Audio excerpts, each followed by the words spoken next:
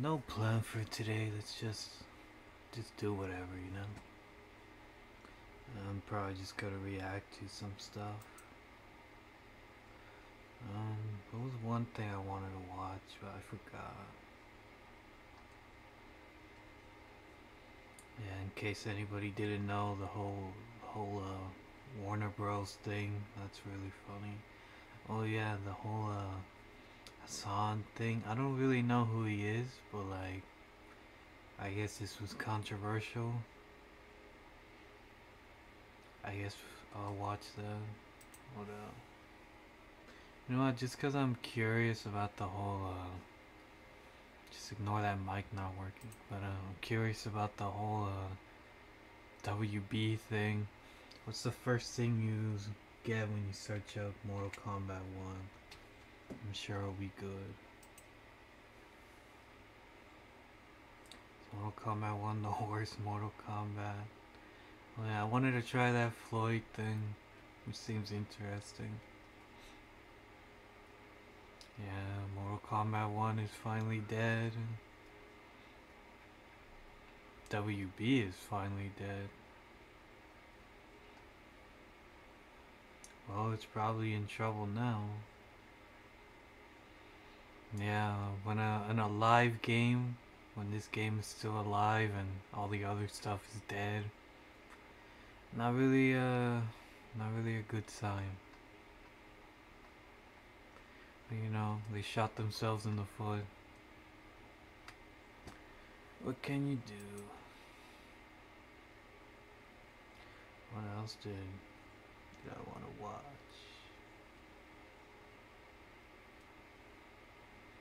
Cause like Marvel Rivals. I'll watch the Hassan thing. Like I said, I don't know much about him, but like, I just want to see why it was so controversial.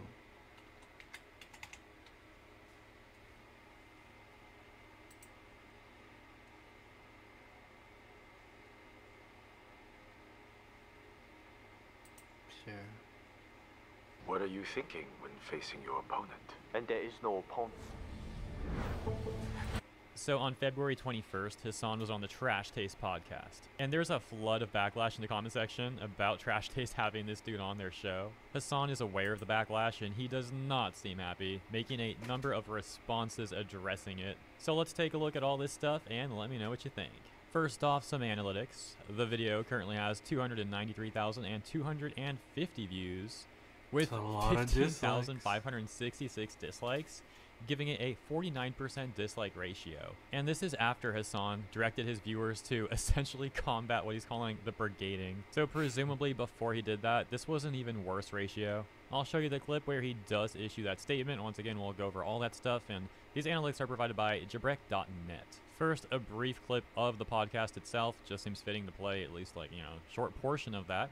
Then we'll take a look at some of the comments so you can get some more of the context. Hello and welcome to another episode of Trash Taste. I'm joined once again by the boys, and we have a returning guest because you're back in Japan now. Hell yeah, I'm here permanently now. I've decided. This time it's for Is real. that a good thing? For real, for real? Yeah, now that my country's on fire, I chose Japan to just stay here.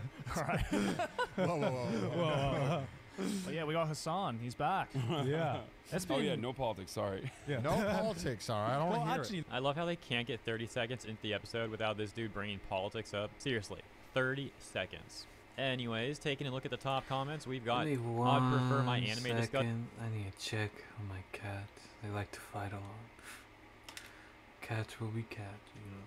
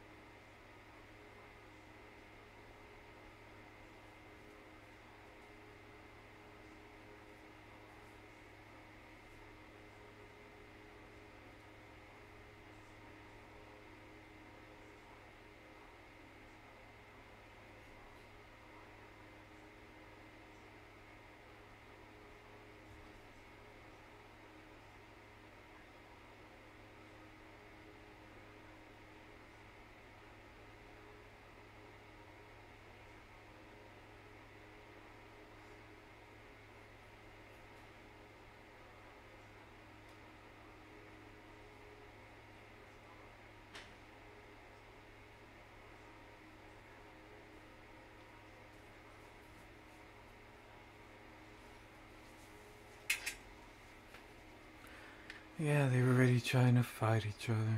Can't leave them alone for 5 seconds without trying to claw each other's eyes out.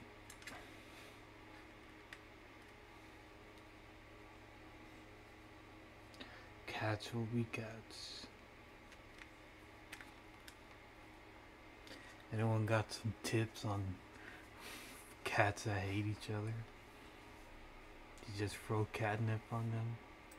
Discussion not to involve a guy who celebrated the death of innocent civilians in no less than 2 different recent modern conflicts, and who carries water for authoritarian regimes and celebrates terrorists indiscriminately attacking civilian vessels at sea, abducting their crews, and who still stone women to death for not obeying their every command.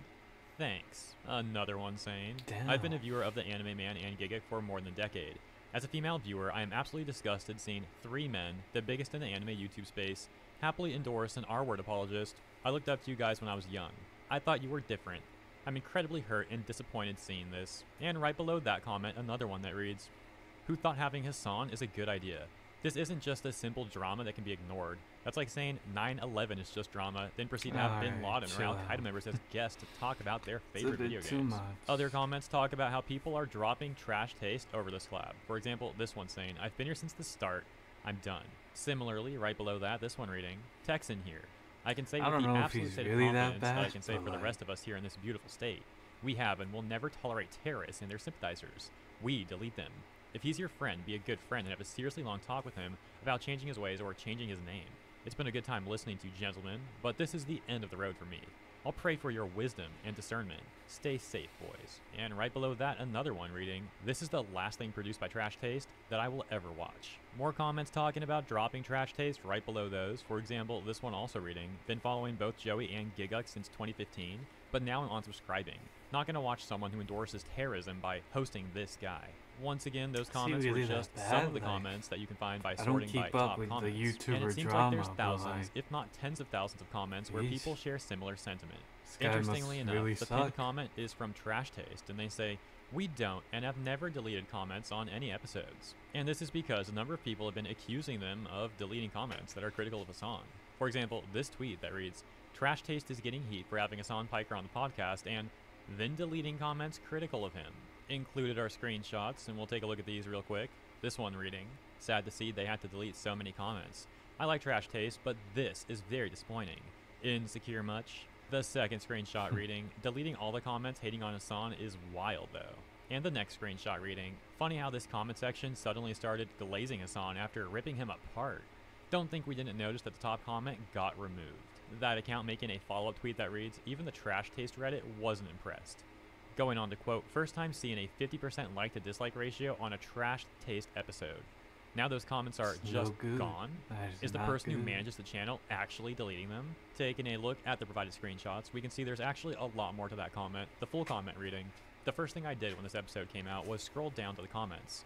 There were hundreds of them expressing the fact that they did not like having Hassan back. Some of them had almost 1,000 likes. Now those comments are just gone. Is the person who manages the channel actually deleting them?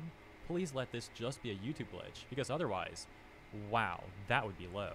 As we already went over, Trash Taste made a very brief response denying that any comments were deleted. Still, it's very interesting that comments on both Reddit and YouTube claim that these deletions are indeed happening, even on the Trash Taste subreddit itself. And so as always, come to your own conclusions. Speaking of the Trash Taste subreddit, let's hop over there and take a look. Specifically this post that reads, seems like Hassan has brigaded his community to quote-unquote get in and actively counter the brigade.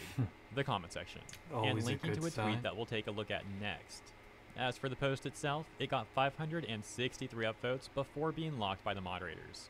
With this mod leaving a pinned comment, a sticky comment rather, that says, for anyone reading this, if you are not interested in talking about the actual content of the Trash Taste podcast episode, please don't make comments. All you're doing is making our volunteering harder, where we'll just have to lock certain posts and remove posts as well. Yeah, I'm sure that's going to help the situation. Well, this presents a very fun opportunity. Let's take a look at some of the top comments on that post that the mod apparently doesn't like. Well, at least ones that the mod or mods didn't yet remove. For example, this top response that talks about how pathetic it is to issue some kind of counter brigade, and how that's also a brigade. The next one reading, yeah, that'll solve the problem for sure. And this one saying, we wait for another How do Connor we Damsey fix Girl the short problem? video. By lol. throwing a right problem below that, at this it? comment reading, great, another creator telling his community to counteract the hate. Looks like this is going to be more than a 12-hour drama. Then there's this one that reads, of all the things he could have done to calm the flame, he just sends it into a blaze. This one's really funny because of how things played out. So this comment says, will the mods A, ban Hasan for brigading, B, delete this post, cue Jeopardy music. Turns out it was actually option C, lock the post and threaten to remove comments. Okay, with that context, let's hop over Always a to the good tweet look. that was linked in that post in the OP. That being this one that reads, Hasan Malds, while reading hate comments from his Trash Taste podcast episode, directs his audience to quote-unquote get in and actively counter the brigade. And here's the clip. Mr. President, the second Piker has I hit the hate it when people do that. They use their viewers as a fucking proxy to get their way. Like, I don't know, I hate that. Like, people are watching it for you, and here you are sending them like mindless drones to get your way. The whole, well, I have people watching me, that means I got the power, right? I don't know, I hate that abuse of power. Like, come on, man, they're watching you for you. Don't treat them like bots that you can just use for your Trash own taste. benefit. Why would you do this, Hasan? Really? The terrorist endorser? Shame. Too bad. I get irritated from just seeing his face. The guy has said so many profoundly idiotic things that I honestly cannot listen to a word from him. The brigade is on, folks. Get in and actively counter the brigade. Stupid. I've had enough Marvel Rivals for this week. They botted the video immediately. Lol, it's at 2.5k dislikes.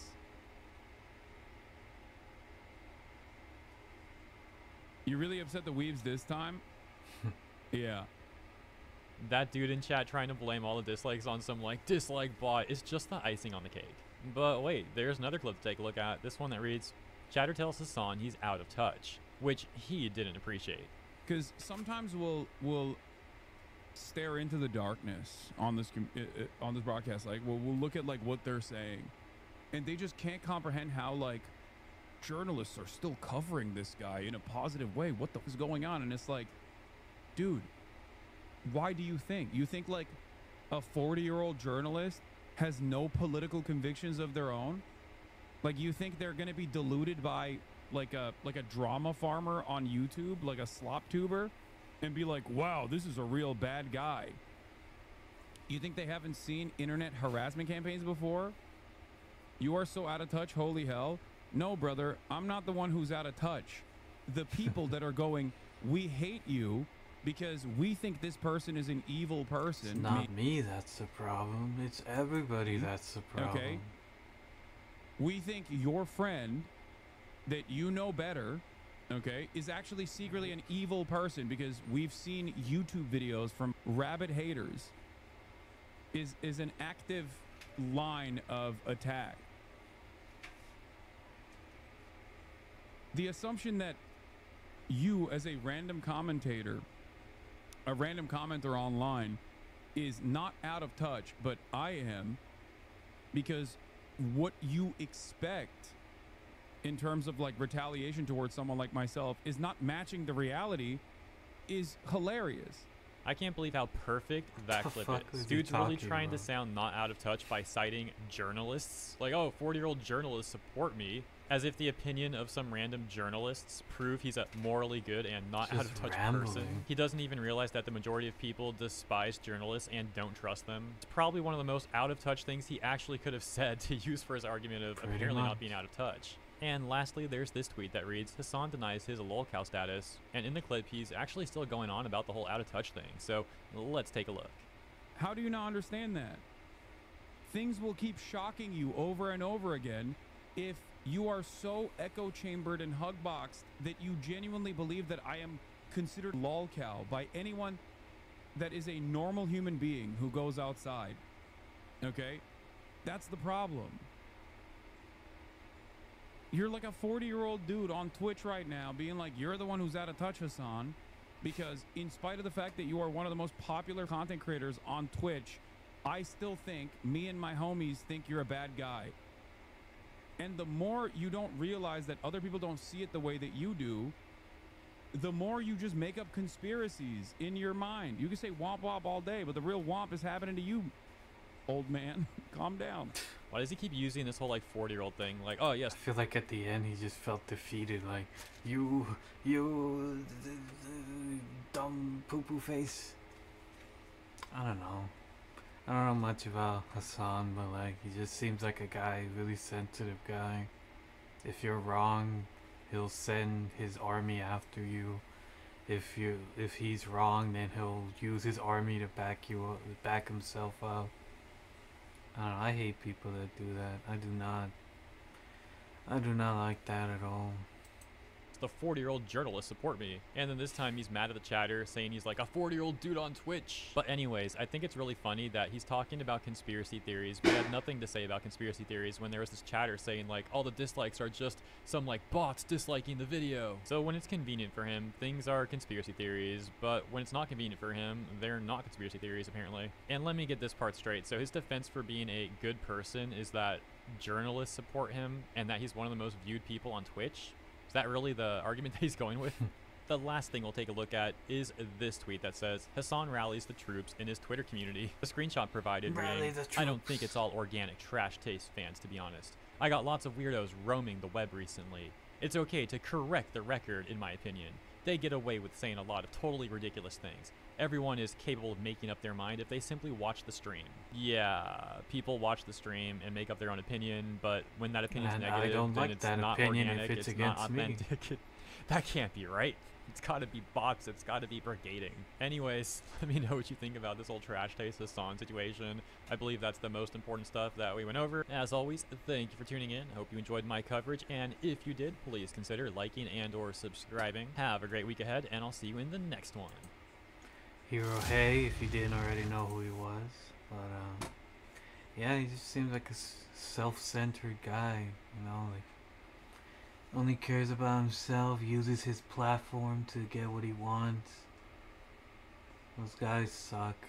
Like, especially at the end, he was just fumbling at that point. If your opinion, it's alright to have an opinion, but if it's against me, then no go, senor. No go. That's basically what we watched, right? Yeah.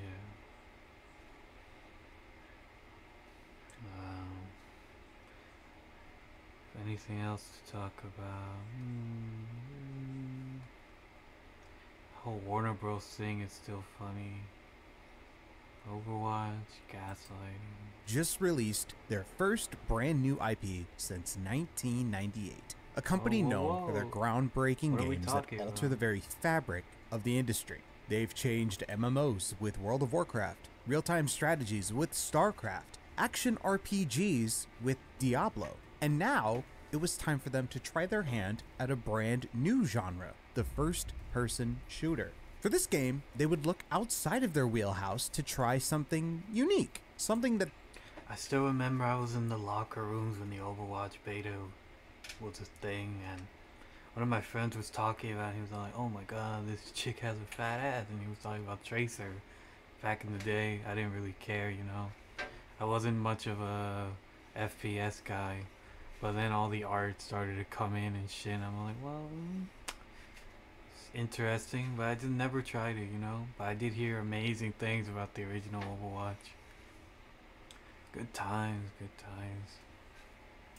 That they could make that utilizes their strength as a studio, something accessible and easy to play, with mountains of depth hiding beneath the surface like all of their other games. Looking internally at other Activision studios like Infinity Ward and Treyarch, they would capture what makes Call of Duty so compelling: the addictive moment-to-moment gameplay, the sound design that makes every shot fired and every point scored feel like a rush. They would look outward into the market to see what other shooters are doing well. The game couldn't just be another deathmatch shooter. There are already so many of those out there. What could Blizzard do to utilize their fantastic art department known for creating some of the most iconic characters in gaming? What could they look to for inspiration to make an eclectic cast of interesting characters, all with their own unique playstyles? I mean, the answer couldn't be any more obvious. Give with them influences fat from old Call of booties. Duty, I Team mean, Fortress 2, make and a an little bit of old interesting school art arena style. shooters like Quake and Half-Life for good measure, Overwatch was born, and it's still alive 8 years later, living a happy, healthy life. Except that's not entirely true. If you've been a frequent internet connoisseur over the past few years, there's no alive, doubt you've heard of you the know? term "inshitification" before. Merriam-Webster defines the term as, quote, the degradation in the quality and experience of online platforms over time due to an increase in advertisements, costs, or features, end quote. It's a term that gets used more and more often these days as services become more and more unsustainable in today's. That is bound to happen though. Like Overwatch in its glory days, obviously something was gonna come in and rival it, you know, rival. No pun climate, intended. and it has happened to Overwatch as well. Overwatch used to be a really fantastic 6v6 hero shooter with engaging gameplay, but over time, Blizzard kept introducing these small, seemingly innocuous updates that would change the balance of the game. Things deemed too powerful were removed. Characters had their entire kits updated or changed. A role queue was made mandatory in order to ensure the quality of a match. And then the game was balanced around that.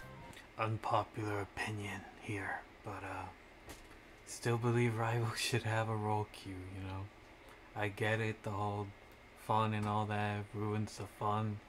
Oh, I want to pick this character, and then I get insta-locked, but well, this is why role queue exists, you know, like, unpopular opinion, but I think it should be a thing. These updates would just keep coming until eventually they made the promise of a fully fledged PvE mode that would come with Overwatch 2. A product that is not a sequel, but an update that took away more than it added. An update that would both cut the promised PvE mode and reduce team sizes to 5 instead of 6 in order to more finely tune the balance of the game. And then they scrapped it. Every update to Overwatch would come to inshitify the game a little more with every passing update. Loot boxes to earn free cosmetics for your characters are gone. Now you can only buy things via an in-game shop or through premium currency you earn from the battle pass and weekly missions. And now skins cost a minimum of $10, which, let's be real, is a complete scam when I've been earning them for years Pretty playing much. Overwatch 1. They removed the fun and chaotic nature of the game in an You wanna attempt pay to $30 justify for a the Luna 2 Snow at the skin? end of the title and as a way to generate really profit nice. from a game that was deemed too player friendly. Overwatch wasn't Overwatch anymore, all because it didn't make enough money. And now, Overwatch as I know it today is not the same Overwatch I fell in love with. It is a shambling, reanimated corpse masquerading as something it just isn't anymore. After watching the recent Overwatch puppet Spotlight on that screen. released last week, I couldn't be any more certain in that assessment. For the past 2 years, Blizzard has been actively working on Overwatch 2, a game that was sold to players under false pretenses. And only just now are the developers getting back into the driver's seat and saying that they're actually doing the work to justify that 2 at the end. But these updates aren't even for Overwatch anymore. What do you mean With we Season had to 15, make a new Blizzard is game? introducing a perk system to the game that allows players to level up during matches, giving them access to new sets of abilities Shouldn't as that well as have ones that already used been a to be thing? in the game. And now they're finally going deep into the character building aspect that was supposed to be in the game at launch, where players could level up their characters and equip them with new abilities, but now it's being sold to players as this brand new PvP Counter-Strike mode with currency, a shopping phase, and upgrade mechanics that make it unrecognizable to what it used to Too be. good to be Loot true. boxes are making a return. Overwatch Classic is making a comeback where you could The legacy continues. The legacy of the legacy. play during Yeah, in case you haven't seen what Desperate looks like, this is what it looks like. They were all like, oh no, our free-to-play, is it even free-to-play? I don't know. But, oh no, our game actually has competition. Bring out the loot boxes. Now. I don't know, so desperate. specific And I thought metas. about giving And it a guys, they're shot too, finally but adding no. back ranked portraits. Everything old is new again. Everything old is new again. And again and again and again, and it's You gotta love how content is just things that were taken away and then just thrown there, but you have to unlock it now. So dumb. Never ending. Every time I look at Overwatch, I feel like I'm in a fucking asylum full of dementia-ridden old people that can do nothing but repeat the same mistakes over and over again like a fucking broken record. It's ridiculous. Every time they take a step forward, they make 7 steps back, and they are only just now trying to rectify their own mistakes. Why people stick around only to be whipped and gaslit by a developer who thinks you can play the old version of the game as a treat need a reality check. It's We embarrassing. thought you loved being whipped. We thought you loved being treated like shit. What do you mean you don't like any of that? You're crazy. You should feel honored that you get to play the stuff you already played before that was taken away from you. But You're enough crazy. about Overwatch for a second. If you want an Overwatch sucks and was better 8 years ago kind of video, I'm sure there are plenty of those out there. But this isn't that video. Probably. See, I think it's a lot more interesting to talk about the new up-and-comer to the hero shooter space, which is Marvel Rivals. I've been playing Marvel Rivals a lot recently, Who and I hasn't? really wanted to talk about it. Overwatch has been on the decline over these past few years because it's a game that keeps ruining itself. And here comes this unassuming Marvel team shooter from NetEase, taking everything that Blizzard built, sometimes even wholesale, and capitalizing on the failures that Blizzard keep making. And they have free reign to do so because Overwatch simply isn't the game it used to be in 2016. It has changed, metamorphosized into something unrecognizable. Overwatch today is not the Scammer game watch. I fell in love with. And now, Marvel Rivals has come to fill that gaping hole in my heart that Overwatch left behind so many years ago. This is a video about why Marvel Rivals never needed to beat Overwatch, because Overwatch committed the gargantuan task of defeating itself. So if you like long-form discussion videos like this and want to see more in the future, be sure to like and subscribe down below for more. Now let's take a look at what makes Marvel Rivals so important in today's gaming space. See, Marvel Rivals seemingly came out of nowhere in December of 2024, and it blew up. And when I mean blew up, 'Cause it's fun. I mean blew up. It's On fun. Steam alone, it attracted over 600,000 players in its first month and is still maintaining a solid 250,000 players even a few months later. Usually, live service shooters fall off slowly but surely after launch and kind of peter out after a few months. But since release, Marvel Rivals has held strong to its 250,000 player mark since its release in December. Sure, it hasn't been a long time since release, but the gaming world moves fast today. If a game doesn't Pretty have the much. sauce it needs to sustain, it would have died by now. But Marvel Rivals is holding incredibly strong despite its relative newness. It requires mentioning that Overwatch would not have taken off if not for Blizzard's value as a developer and Activision's massive investment in the game as a live service. The same can also be said of Marvel Rivals. If you launch a hero shooter in today's gaming world, you need to make extra damn sure that it has a cast of characters that people can latch onto. Characters with unique abilities that are fun to use, and gameplay that people will come back to for years to come. Many of these games have come and gone over the past 8 years. Quake Champions, Battleborn, Lawbreakers, Concord, all valiant attempts to break into the hero shooter market, I but bet none of most them people really haven't even heard of Quake, the first one. I sure as hell haven't. The other three I know about, but you saw how those ended up. Yeah, it's just like, I don't know. When you look at them, do you think like, oh man, I wanna play that game. That game catches my eye. No, like, I don't know. There's something missing when you look at those games. Like, there's no pizzazz. There's no soul into it. Like, when you look at Rivals, everything is colorful. The characters catch your eyes and all that. But when you look at Conquer, who the fuck is catching your eye? A trash can? Because apparently that was the most popular character. A trash can.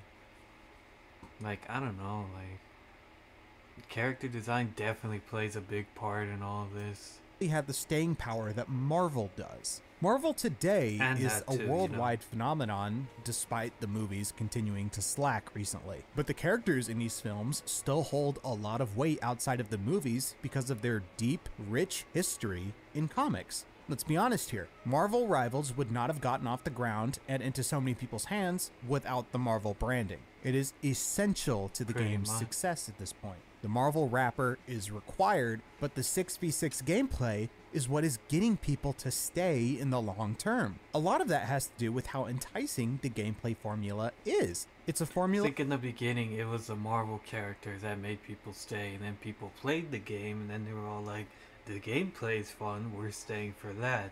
The Marvel stuff is just an extra bonus.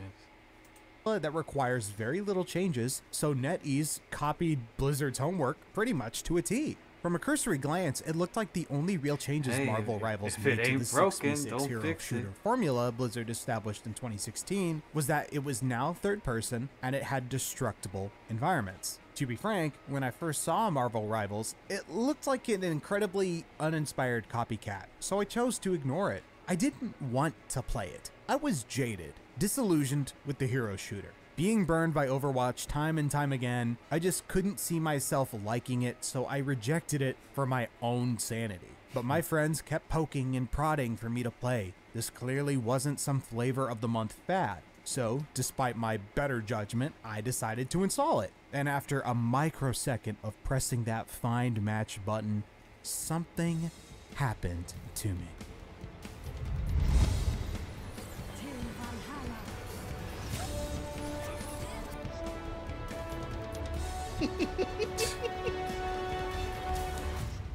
It felt like coming home to a simpler time, Felt like when having things fun. weren't micro-balanced around the top 1% of players, when role queue was gone, when you could just boot up the game, find a match, and get gaming within seconds. No more priority queue for picking support or tanks because no one else wanted to play them. Just press the button and go. Sure, it means that Still not my every match is unpopular going to be this opinion, heavily but curated back and I forth would like between role queue. equally skilled players, but sometimes I just want to open a game and get playing, you know? And Marvel Rivals does just that. At least for the best ranked, part is like- that it didn't just feel like Like, quick Overwatch match, 1, but whatever. it felt like a But true ranked, improvement of what I the think it should have 6v6 role team-based formula could be. It takes what Overwatch 1 did well when it launched and adds upon that addictive gameplay in Cause I'm new in gold, and that shit feels so serious. Like every match feels like a life or death match. Fucking sometimes there's some guys on the mic and they're all like, "Oh, go to this, do that. Oh, we're gonna use on alt in exactly 0.5 seconds," and I'm all like, "God damn, I just want to play the thing," you know? Like, I don't know. If there was role queue, then maybe I don't know. We could strategize a bit better like that, you know? But yeah, I think role queue should happen, just only for ranked, not quick match. Quick match can be whatever. But yeah, I'm only in gold, and it really feels like a chore to level up. Maybe that's just a skill issue though. in fun ways that give the game some flavor. 6v6 is deeply important to the roots of the hero shooter formula. Now that we've had time away from it with Overwatch 2, I can't help but miss it more and more with every passing day. 6-player teams just feels right to me. Pretty It much. actually feels like a team of players grouping up to take down the enemy. When it's 5 people, it just feels empty by comparison. 6 players means abilities are flying off Okay, it's every more which way. chaotic. It can be hard to People understand love what's it when going it's on because chaotic. fights happen so much quicker. Attacks are lethal, and time to kill feels much faster than it does in other contemporary shooters. In order to make Rivals feel like the original Overwatch, capturing that feeling of being in a wild and full battlefield could only really be accomplished by going with 6v6, which also It feels needs much to be more on chaotic. brand to Marvel. It's a franchise all about teaming up to conquer the larger threat, and 6 characters fighting on both sides, dealing out massive destruction to both the players and the environment, are vital parts to feeling like a superhero. And the game nails everything about that power fantasy. Not only that, but it recaptures that feeling of intense, visceral madness that would happen in Overwatch 1, where every team Exactly. fight feels like a scrap. Ultimates are flying off, projectiles are fired non-stop. You're constantly trying to get a bearing on your surroundings while trying to capture the point. And I've missed this so much. You can't get this feeling in any other game. Is it balanced? Of course not, but neither was Overwatch when it launched. Having the ability for a team to pick whatever character they want and not being forced into a role is deeply important to the foundation of the hero shooter, but it can lead to some deeply unbalanced matches. You're going to have a guy that only wants to play Psylocke because he bought the Vampire Nurse Gunnar skin, like yours truly, and you really need a tank, but no one will switch off. But I would much prefer it this way if I'm being completely honest with you. When I load into a match of Marvel Rivals, I want to play what I want. Sure, I want to win, but my main objective is to just have a good time. And every time I play, I always have a good time, even when I lose. Matches don't overstay their welcome, and the game feels much more casual as a result of the lack of enforcing rules. Every time I load in, I get the vibe check, I pick a character I enjoy playing or try a new one, and I lock in. And if it's not quite working out, I swap. It's as simple as that. If you treat the game with the same type of tension you would a Counter-Strike game, you're missing the point entirely. Marvel Rivals isn't supposed to be a hardcore PvP shooter, it's more like a Halo match. You shoot the shit, you kill the enemy, and you play King of the Hill or Payload. It's not that deep, and that's what I love about it. That casual nature is what was lost when Overwatch swapped to 5v5. It made the game much more try-hard. If one person wasn't carrying their weight as their role, player and team morale would crumble. People would start pointing fingers, even in a quick play match, because when you queue for a role you want to play or are forced to play, you are expected to play that role well. And if you aren't doing that, you are going to get berated for it. Now, I don't speak for everyone here when I talk about Overwatch, of course. Some people prefer the 5v5 structure, and others prefer 6v6. 5v5 has the benefit of adding more structure to the experience, but that is not what drew me to the game in the first place. What drew me in was the casual 6v6 team format with just an added hair of competitiveness. Each player is expected to do something, but the onus for playing poorly is less concentrated on a single player and shared more broadly. And that is present here in Marvel Rivals. And when there are no required roles or limits other than one of each character per team, it becomes more of a The night is for fooling around. Let's have some fun.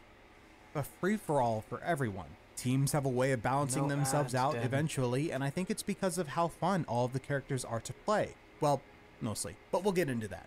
It can be a little overwhelming when you see a character roster as large as Marvel Rivals if you don't have any experience with hero shooters. But thankfully, I came in with pre-existing knowledge from Overwatch, so once I got my hands on a few characters and put an hour in, it was like riding a bike. Remember earlier when I mentioned that character abilities are lifted wholesale from Overwatch? That wasn't a simple exaggeration. Many abilities in Marvel Rivals are just straight up bar for bar replications, but what it does differently is I will admit, it is easy to just grab a hero and learn, you know, like Hulk, I barely picked him for like 20 minutes and I was already doing fine with him.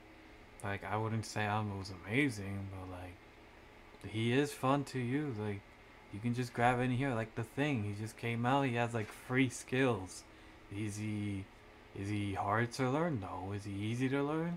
In my personal opinion, no. You need to keep track of a lot of things, but like, you can just pick up anyway and you can just go in there, like, just have fun. Like, I don't think it'll take you that long to learn them, not master them. Obviously that takes longer, but it is easy to just grab anybody and just go, hey, I want to use this character.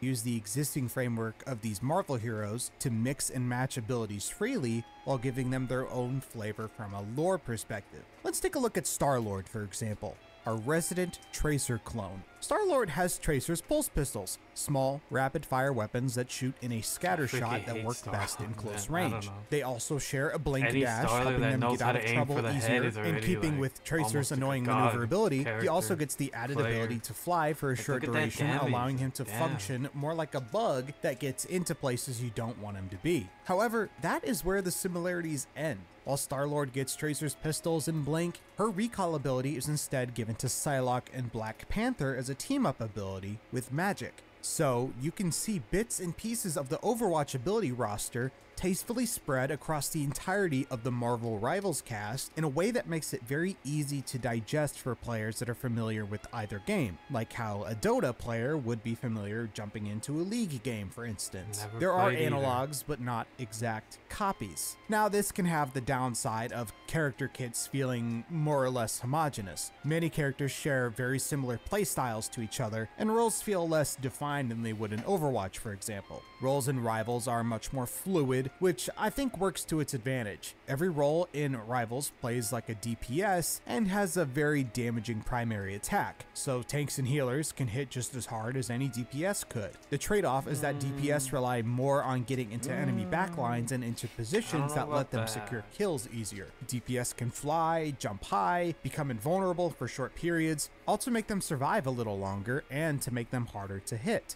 Healers are definitely very strong in the current iteration of Marvel Rivals. It doesn't Maybe feel just because I play the thing, and I think this video came out before that, but they should just call me the Feather when I pick them, because I can do no damage, like nothing. I don't know. like I'm forced to eat my veggies when I'm playing healer because they can both deal damage and heal at the same time. It's like if you took DPS Moira and made every healer that capable, which seems to solve the problem of people not wanting to play healers all that much. I do Turns like out, that fact. I do like what they do with healers. They just don't make them damsels in distress. You can actually fight back. Imagine that. Picking a healer and not dying immediately. I do give them kudos for all you that. have to do is let the healer hit and heal like a dump truck at the same time. Who knew? My only real complaint with character roles is the tank role. Playing tanks in Rivals it's weird. Every time I play a tank in Rivals, I can never seem to find the pulse of the role, and I think it has to do with just how little their role seems to matter in the greater scheme of things. Tank characters in Rivals still block damage with shields and massive health pools, but what they contribute to the fight feels very minimal compared to a healer or DPS. Exactly, You can like- see that they block absurd amounts of damage with walls and temporary bubble shields, but they don't hold the front line like an Overwatch tank would, at least in my personal experience. They're not super imposing, but they're not pushovers either. I loved playing tanks in Overwatch because it felt like I was the It front depends, line. you know, I was like, a if they're hardcore getting Winston healed main back in the day every because of how second enjoyable of the his year- kit of the is. year, Jump you in, know, like, poke, get the healers, then jump yeah, out, they're and take annoying, the eyes but, off the like- front line in order to push the objective. But, like, if Hulk they're is not probably getting the healed, closest then, like, analog any to that with his DPS can leap just ability, but it annihilate them. requires a charge to get into the thick of things. Zarya was also a personal favorite of mine because of how reliable her bubble shields were as an off tank. I could defend the main tank, get some juice off of his shields, then poke enemies to death with the charged beam. And her Graviton Surge is just icing on the cake to her kit. I think it's like tanks in Overwatch have a minigame associated with them. With Zarya, you have to balance her shield charges to power up your attack. With Winston, you jump in, do a bubble weave, and then jump out once the bubble expires. Rinse and repeat. There doesn't feel like anything of the sort here. Once Rivals introduces a character with gameplay flow like that, you bet your sweet Bippy I'll be all over that. You bet But as your of right sweet now, I just Bippy. can't get the vibe. And going back to team-ups that I mentioned earlier, this is a feature unique to Rivals that I absolutely adore, both from That a is one gameplay of the and best a parts lore about the perspective. game. How it works is that when you pick a character, Some other team-ups are players broken, can choose like, another character they that can will hand pretty out a much passive buff turn to the your tide of chosen the character. game. These abilities then give you a new passive or even a brand new active ability. One of my favorites is when Magneto teams up with Scarlet Witch, allowing him to channel chaos energy provided by his daughter to change his primary attack into a powerful short-range melee attack. Great for dealing with annoying hanger-on DPS characters or for hard pushing a group of enemies that are sitting on a point. Or there's the super cute team up that allows Groot to carry either Jeff the Shark or Rocket Raccoon on his shoulders, providing them with damage resistance and the ability to shoot and use abilities freely at the expense of Groot deciding where they go. Not only is it awesome to have a reason to play two characters you think would work well in a team up like you might have thought about in your imagination, but there is also a gameplay incentive in doing so as characters get new abilities and power-ups as a result. This is one major advantage that Rivals has to Overwatch, and it's not even close. it just makes sense. And it's crazy to me that this is only just now a thing that has been introduced. And the fact that new team-ups will be added over time makes me even more excited to see how that system will be expanded and built upon over time. Marvel Rivals is definitely a much faster game. If other, hero shooters are gonna copy that. I don't know if Rivals was the first one to do it, but maybe. Actually, hold up 1 second. I need to check on my cats.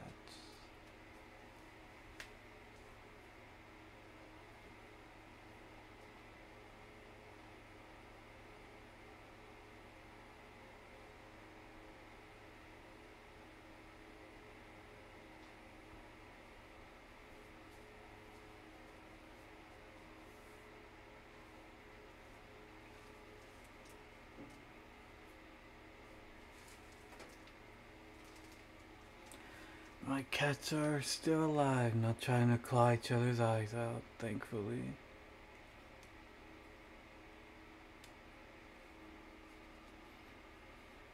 I hate this damn thing. It's not wireless, so if I move like slightly an inch away, it fucking pulls on my head.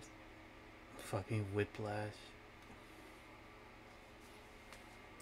Game than Overwatch, and it's because of a couple different reasons. Attacks hit harder and there is constantly a lot happening all at once, but I would say overall the maps are much smaller and more compact. This means characters make their rollouts much faster, and getting around maps feels much more efficient. Marvel Rivals characters are not just fast, but they're agile without feeling too heavy. I think this is to help sell the feeling of being in a universe filled with godly characters of immense strength. They barrel through everything without a second thought, and sometimes they just bust down walls in their way. It all helps to sell the feeling of being a souped up freakazoid surrounded by other freakazoids. Some characters are even given the ability to just fly outright, which might feel really strong when you come from a game like Overwatch where characters like Pharah and Echo dominate the airspace, but it's not really a problem in Rivals because of the third person perspective. Your view isn't limited to what's directly in front of you, but to what is all around you. You can see enemies above and below much easier without having to sacrifice your vision of the ground floor to look upward to shoot an aerial enemy, for instance. Maps are another huge part of hero shooters that can make or break a game. I will say that map design in Rivals doesn't quite hold a candle to the intricate maps of Overwatch. However, it does have the added benefit of maps having destructible environments and cover. Walls can be torn down, creating new vantage points or a new attack funnel for both sides to take advantage of. This easily makes up for the maps being somewhat standard in terms of assembly, because it means every encounter in an area can go a couple different ways depending on how the surroundings are altered. It means new escape routes, new viewports for DPS. It's a lot of variance and gives the maps a sort of liveliness you don't see in Overwatch. And some even change drastically in the middle of a fight, making them just as alive as the heroes you control. My favorite example of this is the Hydra King of the Hill map. One of the maps will lift and lower the capture point as the match progresses, altering who has the upper hand with the point. If a team has the point captured while it's lower, it gives the opposing side the higher ground, favoring AoE damage, and it funnels the winning team into a bad position.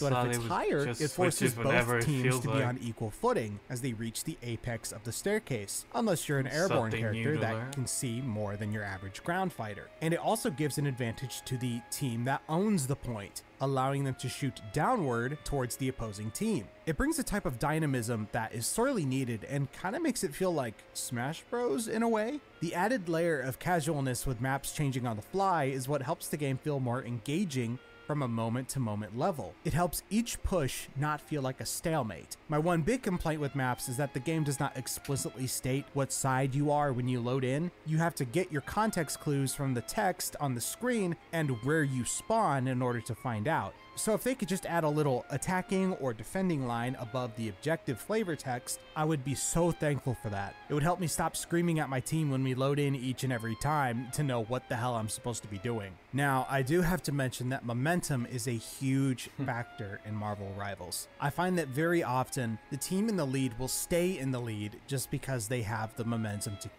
You can say that about any game that's like this, but Yeah, momentum's a big deal in these kind of games. If you don't have it, if your team doesn't have it, it's over. You might as well just press that surrender button. Like, momentum is super a big part of these kind of games. Keep pushing. Respawn timers are short in Marvel Rivals, so it leads players to trickle in only to die again and again. Once a team is established on a point, it's difficult to get them off of said point with any abilities other than ults. To me, there is a very distinct lack of area denial characters that could really add something to the experience. Or maybe they're not present in the game currently because it would mean that matches would ultimately play slower? I can only speculate. Marvel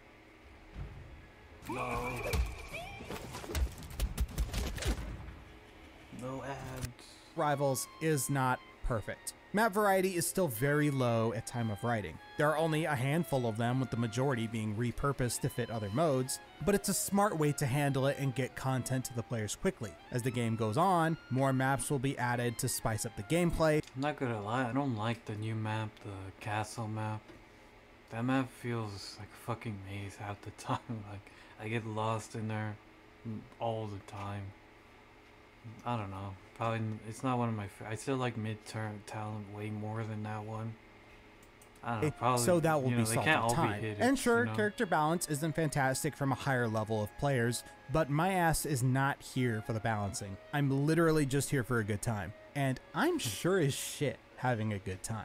With more time, I'm sure I'll see some of the more fundamental issues with the game, but as of now, I couldn't be happier with how the game plays.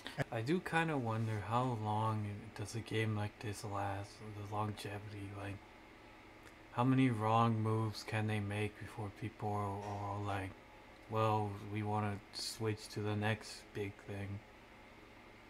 Only time will tell, but you know, it makes you wonder. It doesn't feel like a shield shooting sim like Overwatch devolved into, so I'll take what I can get at this point. But most of all, I think what sets Marvel Rivals apart from Overwatch at this point is that it's just fun. Overwatch hasn't been fun for me in a long time because of all the constant changes it has made to its People want to fundamental play gameplay for fun. formula. Can you I imagine know that? what I find It's fun crazy. won't be what everyone else finds fun, and not everyone will agree with what I have to say about Marvel Rivals, and that's totally chill. I came to Marvel Rivals to have a chill time with my buddies. I play Marvel Rivals to take me back to my days in college when all I was doing was flunking classes just so I could play more and more Overwatch. Games like this are just timeless. As long as you have a group, it will be fun no matter what. It will be a part of your gaming routine, not out of obligation, but out of enjoyment. And that's what makes Marvel Rivals so special. So I've gone Playing through a the game for goods fun. and bads of Marvel Rivals. It's a great game. It's not perfect, of course, but the shortcomings are so easy to overlook when the rest of the game is this damn fun. We talked about how Marvel Rivals and wipes polished. the floor with Overwatch 2 in its current form, with its fast and fun combat, unique character rosters, and its willingness to embrace the chaotic nature of the 6v6 format. So now we get into the more meta part of the video. I want to talk about the philosophy that makes Marvel Rivals so different from Overwatch. And it all starts fun. with expectations. When I bought Overwatch And I in guess, 2016, I expected to have an enjoyable 6v6 team shooter that I could play for the rest of time. 8 years later, I can firmly say that that is no longer the case. Everything that has happened to Overwatch has broken my expectations, and not in a good way. It has betrayed me with constant changes to the service that it provides. It's not the game I bought. It sold me. They got too greedy. They thought people will just engulf everything they would do, like every bad change they would make, just because it's Overwatch. And now look what's happening. I wouldn't say Overwatch is dead, obviously, but like in terms of the what's the word? People's choice. They look at Overwatch like kind of not really in a positive light, but not in like a bad light either. While with Rivals, like all you hear is good things, you know, like all the videos and all that. It's just praise. While Overwatch, all it gets is ridicule and the fucking loot boxes. That was such a good move, you know. A false bill of goods when they said Overwatch 1 and Overwatch 2 would run concurrently, side by side. but they lied, which is why I don't play anymore. They have broken my trust. So why should It I? shows that they're desperate. Like, they do not know what they're doing. They were all like, oh, we can keep Overwatch 1 and 2 alive. How about we just kill Overwatch 1 and make 2 and make people play that one instead? We'll take away stuff from you and then throw it back right at you, but make you work for it. Like, come on, man. Like, how do you mess up that bad with such an amazing title like Overwatch?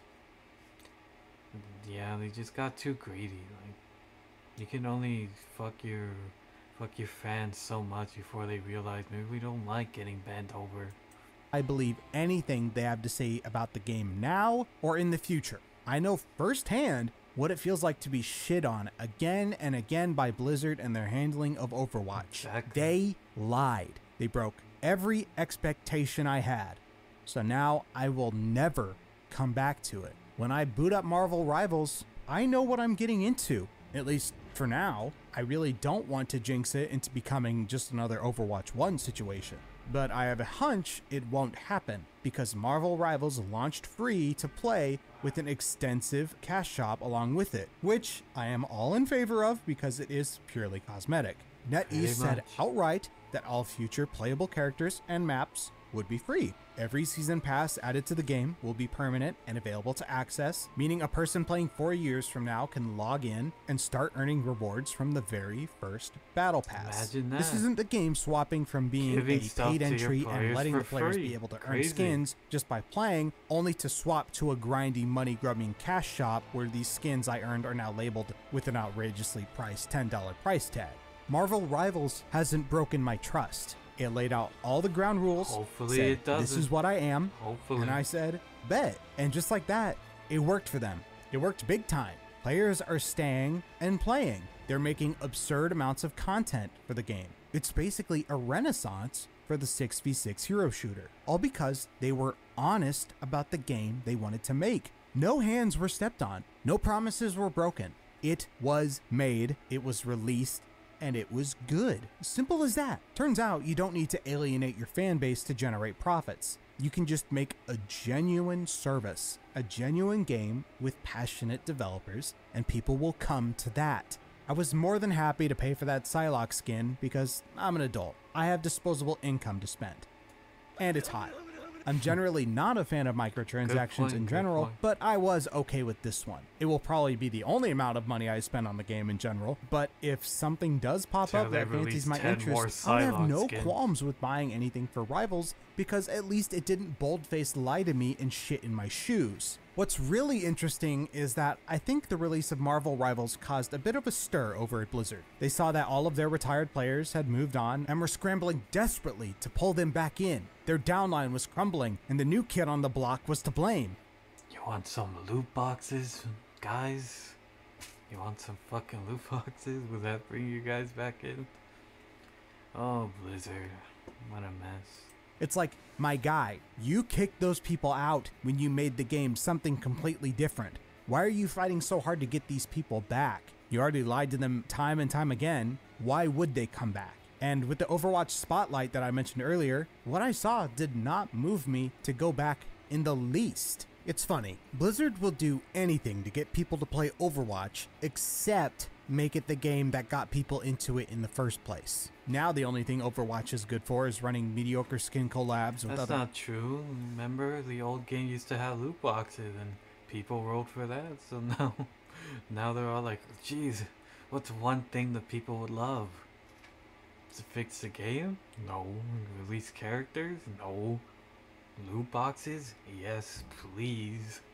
Please, I'll save the game, that's for sure. Their IPs and K-pop groups to sell more skins. Is the current state of Overwatch to be blamed on Blizzard themselves or Activision? I want to say Activision, but the fact that someone over at Blizzard thought that making a sequel to a game that wasn't a sequel and was actively a detriment to the game was a good idea makes my brain wander. There was a limited time event in Overwatch 2 where you could just play Overwatch Classic, which just saying that makes me want to gag. Overwatch Classic, bro. What Just a joke. call it A Overwatch limited time 1. mode that was only Why not brought just on call for it 3 number weeks until 1? it disappeared back into the Blizzard vaults, only to be brought back by popular demand. Yeah, right. These upcoming Season 15 changes, the limited time classic mode, the major updates that were showcased in the Overwatch Spotlight, it's all too little too late, man. You had your chance. You squandered it. It's like they and now don't you- want to admit that this Overwatch 2 is a fucking sham and Overwatch 1 was their best. That's where they peaked. And now when they release classic mode, they call it classic because they don't want to remind people that Overwatch 1 was amazing and Overwatch 2 is just, it's Shadow, it's reanimated corpse, it's fucking puppet on strings. Loot boxes. You're just trying to make up for lost time because a huge market share that you neglected has abandoned you for greener pastures. Abandoned for a game that doesn't sell the player a false bill of goods. Abandoned for a game that actually listens to its player base instead of insisting Crazy, time and crazy, time I know, again right? that the developers know best from the game when clearly they don't. Or else they wouldn't be floundering to bring back everyone who left. Marvel Rivals and the people developing it know what's good, so they push forward, making something they like and something others would also like. It's hard not to see the amount of passion and creativity on display in the game, despite how much influence it takes from the king that once ruled the market. No one king rules forever, but in this instance, the crown doesn't go to the successor. The crown went to the one that earned it by being genuine and true to itself, the Pretty one much. that deserves to have They it. worked And so hard, the like, people rejoice. If the Steam Say what charts you number is want any about Rivals and Copycat and whatnot, they did it well and they did it better and they earned their spot. They earned their place in the table. While Overwatch is like, they're trying to take away your food, but people are sick of Overwatch taking away your food. Like, that was a bad analogy, fuck, but yeah, like, you can only mess with your player base so much before they get tired of it. And now the Rivals will succeed. Hopefully it'll keep doing it. You never know, they try to do something dumb with the whole rank reset half, and then people told them no, and then they were like, alright, we listened. Imagine that, developer listening, and they didn't do it. So yeah, they are listening, they are making sure the game's alive. Unlike Overwatch, their solution was loot boxes. They don't want to listen. The blah blah nana nana boo boo. Everything we do is right and you're wrong. Yeah, like, they deserve their own downfall at this point. anything to go by. 250,000 people are still enjoying the game a few months post-release. Truly a testament to how good the game is. And if you're going to tell me that people are only still playing because of the Marvel IP, tell that to the canned No. live service Avengers game. No. There is something here that people have been longing for, but it just took a game with a huge recognizable cast of characters for it to truly take off. In order to take on royalty, you have to already have an established name, and Marvel was the one for the job. Marvel Rivals is the king we needed in these troubling times. That's not to say that it will be a perfect king that will reign without issue, but what we have now, with the content cadence that has already been established, the game will only get better and better with time. Marvel Rivals Hopefully. deserves its Hopefully own it success does. because it was never truly in competition with Overwatch. Overwatch gave up a long time ago, so there wasn't even anything to challenge. Blizzard and Activision lost sight of the original Like vision. that one quote from this one Batman animated movie. The fucking, I'm gonna try to remember it quote from quote, but Batman fucking gets down on the corrupted people and they're all like, oh, you've been feeding off Gotham for far too long. You've grown fat. And now it's time. Shit, I'm Batman. But basically, yeah, they grew fat, they grew lazy, and when somebody else pokes their head, and then they're all like, who cares? We're Overwatch. People will love us. Nah. Of Overwatch, a casual, friendly 6v6 team shooter. It left all of that behind to create Overwatch 2, The Search for More Money. It couldn't be any clearer what their goal of the game was at that point. Money? I miss Overwatch. Or maybe I miss the idea of Overwatch. Not because of nostalgia, but because Overwatch 1 was this stupid, brilliant, and fun experience that no other game was able to replicate until now. It can't be replicated in its entirety because it was a game of its time. But Marvel Rivals sure does come damn close. No, it's not perfect, but it still has everything I need in order to feel what was lost. I still get that same vibe that I lost when Overwatch 1 ceased to exist. It's hard to feel anything but skeptical in today's gaming landscape, but Marvel Rivals brings the fun back to the hero shooter while still actively building upon the formula in new and unique ways that helps it stand out in its own right. I know it won't last. Hell, it probably won't last long at all. But for now, Nothing ever I'm lasts going to that savor long. every If anything, this is last a miracle that battle. this game is doing as well But as that's it is. just what I think. What do you think about Marvel Rivals? Do you like it? Does it remind you of the heydays of Overwatch? I'd love to hear what you have to say in the comment section below. I definitely should have played Overwatch back in the day, fucking 9 years ago. But yeah, testing triangles, sub to him, really good video. Pretty much everything there was right. Overwatch is just down in the gutters at this point, I really don't understand why they bring loot boxes, like, you give them chances and then they're all like, let's spit in your face after people give them chances. I don't know. It's dumb, they're dumb.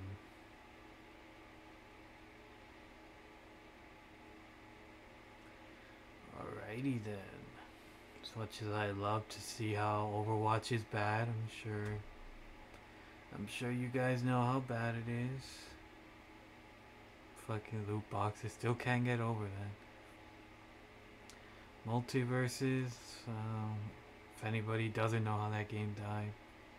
Oh yeah, Arrow, I was wondering what this game is about, what is it about exactly, cause let me go to Steam, cause I'm pretty sure I saw it at number 1, and now apparently it's dead. It's a midweek deal. What is number 1? Let me see. Free to play.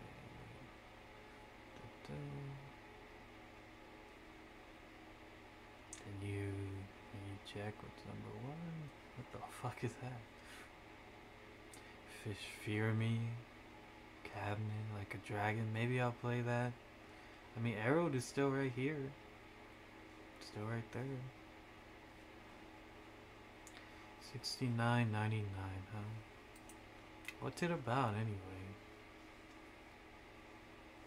Let me check the trailer real fast.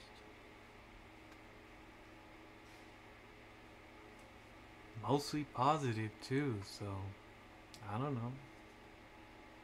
You can't check how many people are playing, can you? Not on here, I think. Still new to all this, so still learning. Let's check the reviews. Every single thing possible. Game was clearly rushed out.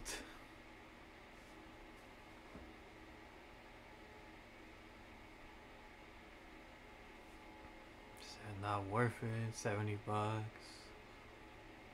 Empty. Let me just see what is it about. Just watch a video about it. Arrow. How you spell it?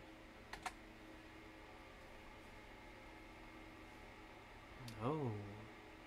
I have no idea where I am. How do you spell it? I was just there, so. No. You're supposed to get out the extra R. Guess we'll just watch this donkey.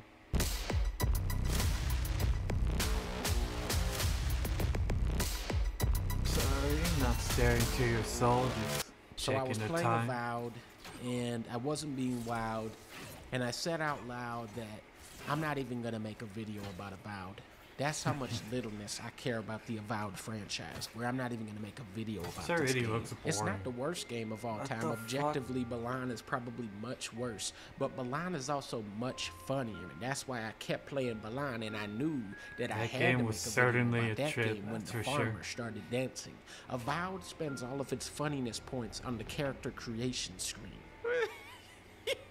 What is that? What the hell is that? I look like a Thought fucking these were good Thanksgiving. ideas. Compared to Zelda, the water graphics look like a water buffalo. Once you select the Thanksgiving-themed character, it's like the funniness This has does not look evaporated. You're 70 now bucks walking right through off a the barren bat, I can wasteland tell you of that. Unfunny gameplay. Oh gods! What's the matter with your face? What's wrong with my face? You hit spiders, you pick up a book, you accept a quest from Janice, but it doesn't even let you chop anybody's head off. Die! They won't even let you kill Brentus. And that's because Avowed is a game designed by a Brentus-like mind, and that's why I'm not even gonna do a video about it. We're being hunted. Get rid of the band. We'll talk after. That's the worst prize Is that ever. how you Avowed say is it? the type of Avowed? RPG where the was townspeople are Arrow. suffering from a famine but leave cabbages sitting on the floor. It's the type of RPG where seagulls are slower than snails. Where's this slow-ass seagull? 70 bucks. This is like the reverse seagull of Sonic Frontiers. Wait, where'd it go? It's the type of RPG where Brentus can never be attacked. It's the type of RPG where I'm not even gonna do a video about this game. Oh, you do get to kill Brentus. Oh, cool. Don't get too excited.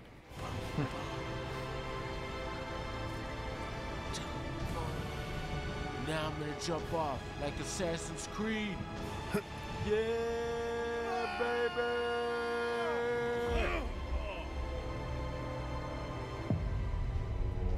I don't get how the game is woke. It I looks almost so fell asleep in the intro. raggedy. They do have dinosaurs as an enemy. I always like to see dinosaurs as an enemy. You can never go wrong with Dino. Woke but they don't have any funny dinosaurs, I attacks or guess. moves. Look at the bear. What is that? How come you can't do that move? you 70 dumb damn bucks. Dinosaur? I think what really hurt my 1 hour experience with this game is that the game I played before this was Star of Providence, where the gameplay is like this.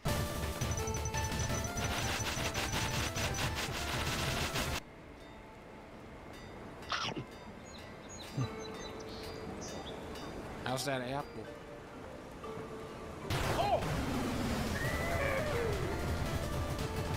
shit!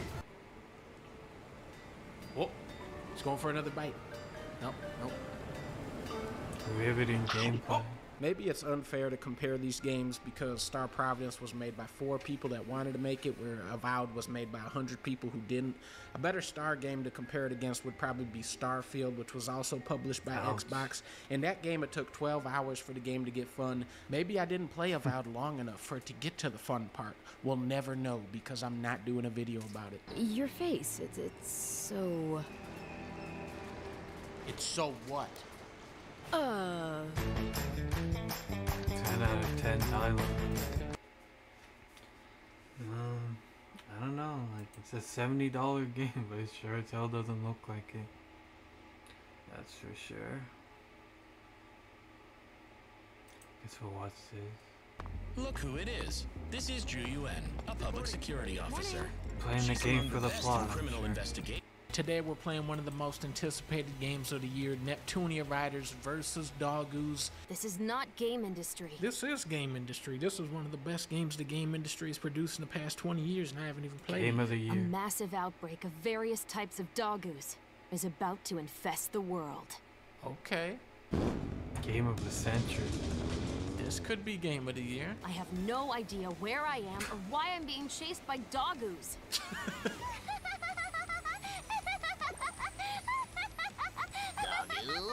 Doggoos are good. I love doggoos. Huh? What? Doggo? Why is she killing Doggo? Doggo! Now you speak my language. Oh, there's a big dog. Oh, you're a big boy. This looks like a PS5 game, right? I'm so happy. This is a more relatable character than we've had before. How much is this game? Doggoos. I need to check. How much is it? Neptunia.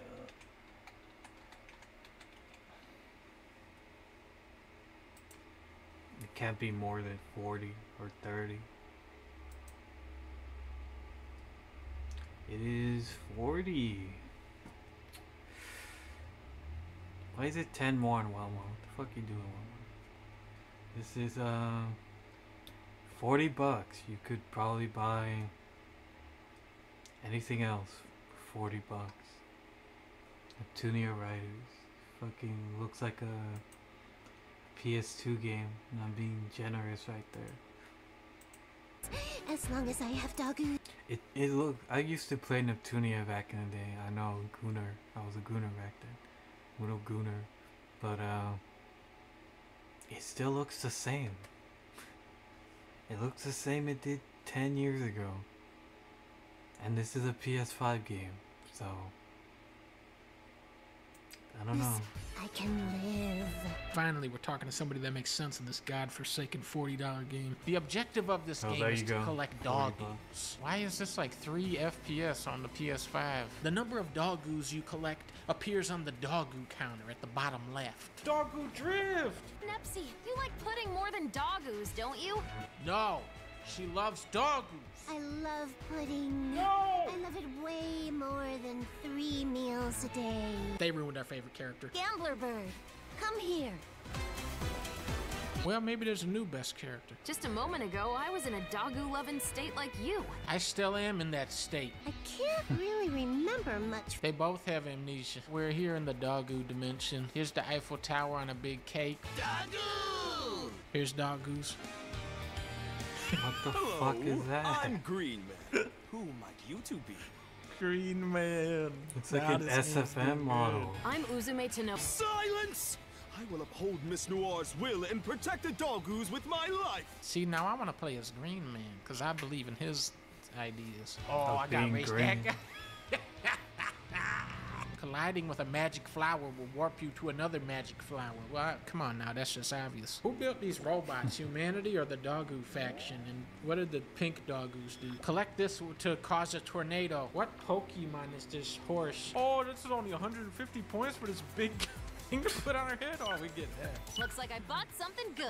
Well, obviously. By collecting the Holy Dogu, I can now collect zombie Dogus, okay? Finally, I can upgrade my muffler. Finally, I can be a pirate like I like to be. Oh, I need that. You love cosplay way more than Dogus, don't you? No? What are you, stupid? Now, a lesser game would be like, look, it's probably more important that you can see where you're driving and see, like, what's on the screen. But this game is like, nah, that's where the Dogus go. What is this? Watch out for the witch Dogu. This'll let you jump higher than usual. Almighty Gigodic Dogu, towering over the heavens, please grace us with your radiant form. That's what I'm saying. Chaser Dogu, come! Oh, no, not Chaser Dogu. Oh, he's a police officer.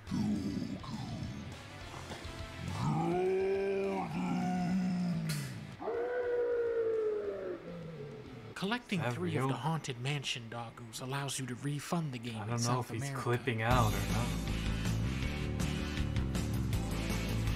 The game of all time, Neptunia versus your wallet, 40 bucks. I think you'd have more fun watching it burn your money than that. Yeah, certainly the game of all time.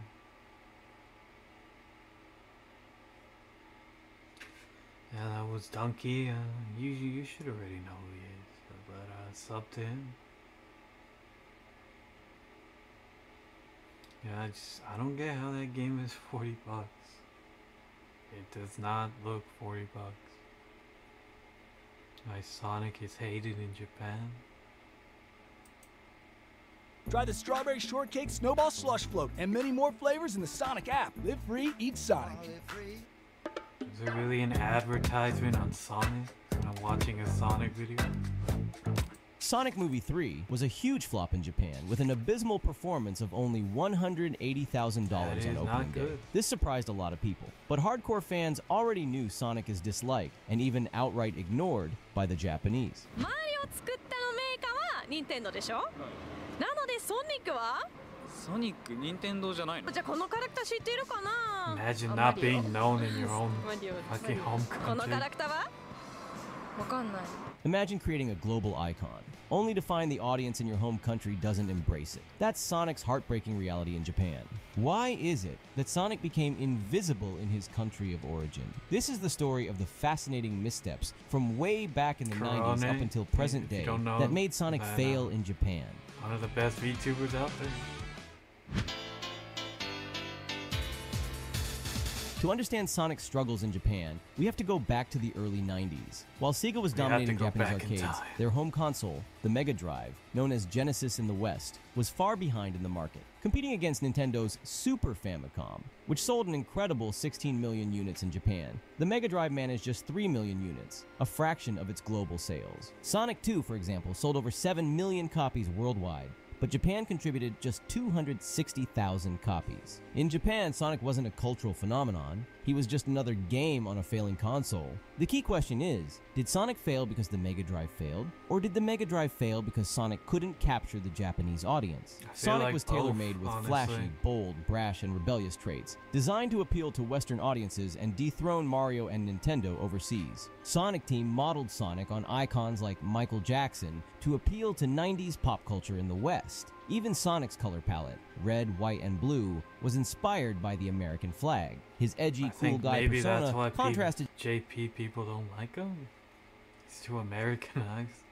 Chili dogs and the attitude and shit. Radical.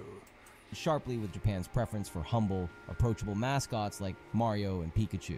A particularly telling moment was Sega of Japan's decision not to release arcade ports of Sonic 1 and Sonic 2 in Japan, despite other Sega branches doing it in other countries. Was Sonic's attitude really the problem, or did Sega's focus on the global market alienate its own backyard?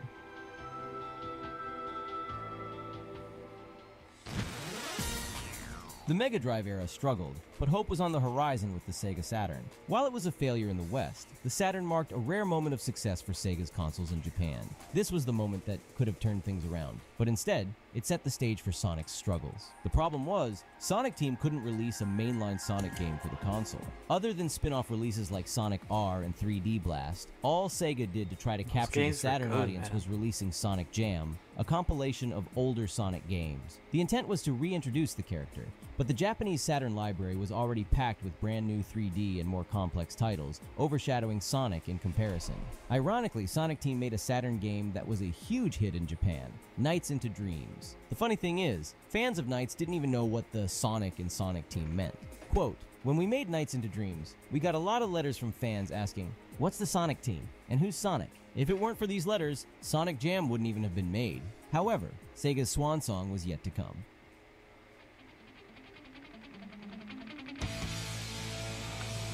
Probably one of the best games ever. The Dreamcast was their last shot in the console market. Would the launch title, Sonic Adventure, finally cement Sonic's legacy in Japan? The game was a bold reimagining of the franchise, combining 3D gameplay with JRPG-inspired storytelling. Most players may not notice it, but this was Sonic's first real attempt to resonate with Japanese cultural tastes, and it paid off, with the game having very good sales in Japan. Japanese players appreciated Sonic Adventure's cinematic approach, especially its kaiju-inspired perfect chaos villain and disaster film-style opening. The anime-like designs of the human characters and the game's shonen-like narrative and dialogue felt familiar to Japanese audiences. But shortly after Sonic Adventure was a commercial success, the Dreamcast was crushed by Sony's PlayStation 2, and Sega exited the console market. The Dreamcast's failure meant Sonic's moment in the spotlight was short-lived. We released one good game, and then Sony was all like, nah. As Sega transitioned to a third-party developer, they launched Sonic X, an anime series aimed at boosting Sonic's popularity in Japan.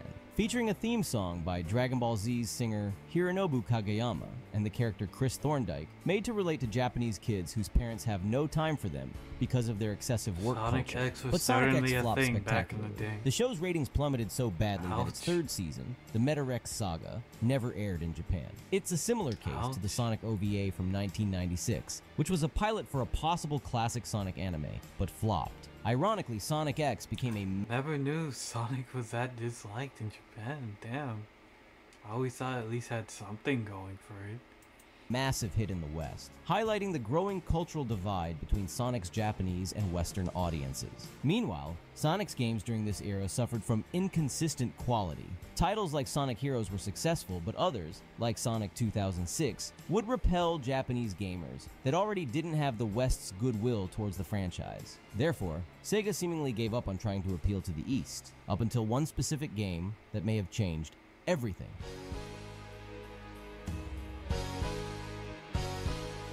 If you had a childhood, you know which game it is. Sonic Adventure 2, by the way. In 2022, Sonic Frontiers marked a turning point for Sonic in Japan. For the first time in years, a Sonic game resonated strongly with Japanese audiences, and it wasn't by accident. Sega had I feel like Sonic during 2010s, 2020s was like a punching bag. It felt like they were such a punching bag, you know, like when you would say Sonic, does Sonic have any good games? It would be a game from like 20, 15 years ago. Like, I still remember when Egoraptor, Aaron, was the spokesperson for Sonic, and he would just talk shit about it. Like, Sonic was the joke, and they knew it. And they would just fucking write on whatever they could. And then, like, once Sonic, it was called Frontiers, right? This one? Corone, a Hololive VTuber, they made her the spokesperson. It looked very positive. Like, when I was seeing that, I was all like, wow, Sonic isn't a punching bag anymore. Very smart strategy. That paid off. Sonic Frontiers leaned heavily into Japanese cultural influences. The game's open-world design, tone, and boss fights drew direct comparisons to Breath of the Wild and Neon Genesis Evangelion. Not only did the Titan battles go viral on social media, but Rei Ayanami's voice actor played the role of Sage, and that's a big deal, because anime voice actors are treated as celebrities in Japan. Sega also invested strongly in marketing. They started sponsoring Corone. Corone. Like, that was such a smart move. Like, they basically realized that, you know, maybe we shouldn't make our fucking spokesperson the butt of the joke, like Aaron. Like, you know, it was a different time back then, I get it, but like, they really did do good by doing that. A very popular Japanese VTuber that had discovered Sonic and started playing the games on stream.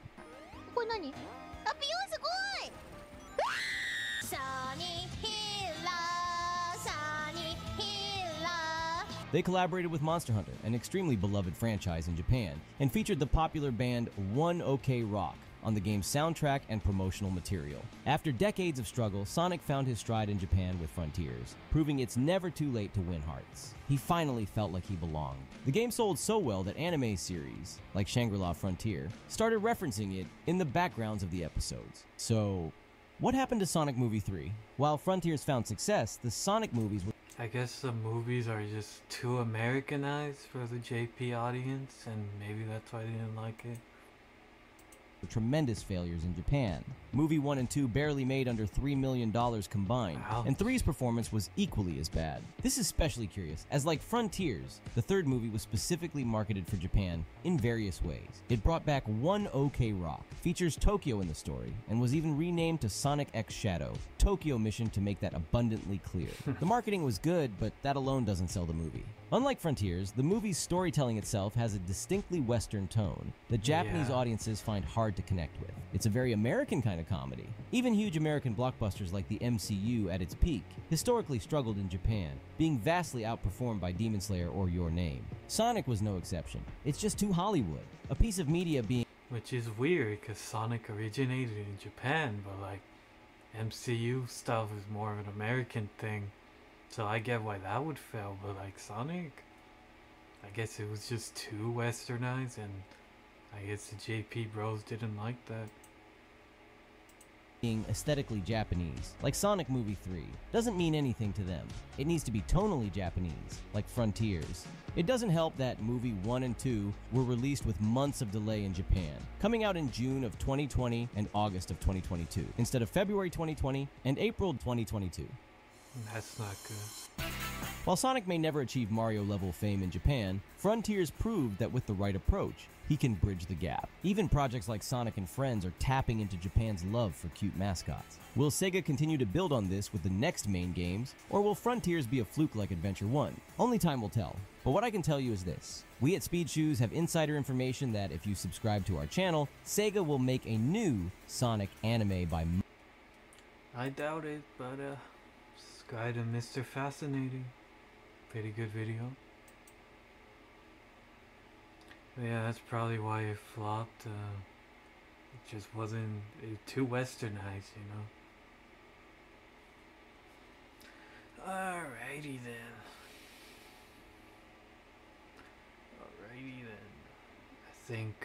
I think we're gonna call it here.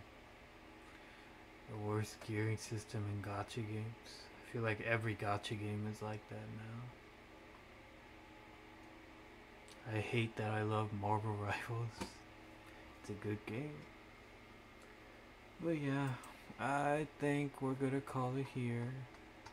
Actually, 1 second. Maybe I'll just look at some games to play. Into the Pit, maybe I'll play that. Let's see what's on sale.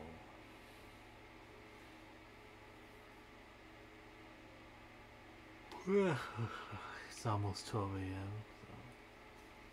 So. Snowbreak, I heard it's pretty good. Well, not like super good, but like, if you know, you know. Star Wars. And Hollow Cure, which is Hololive stuff. Cause you played Yu-Gi-Oh!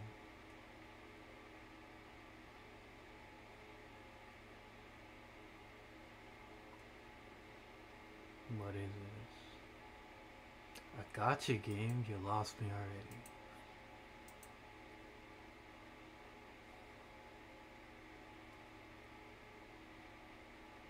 Still have no idea what the fuck this is. It looks interesting. You know, thumbnail anyway. What's top sellers? Monster Hunter. Did that come out? Ouch. February 20.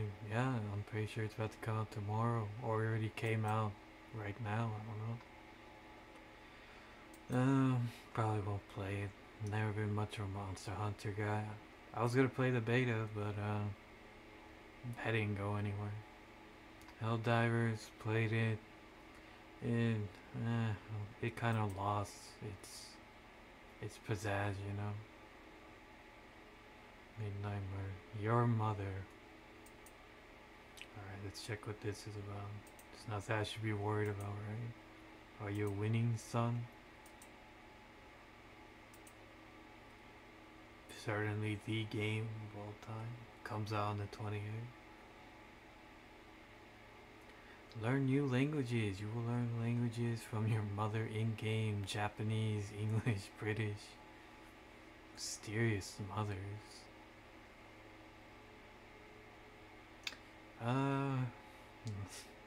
Certainly the game of all time.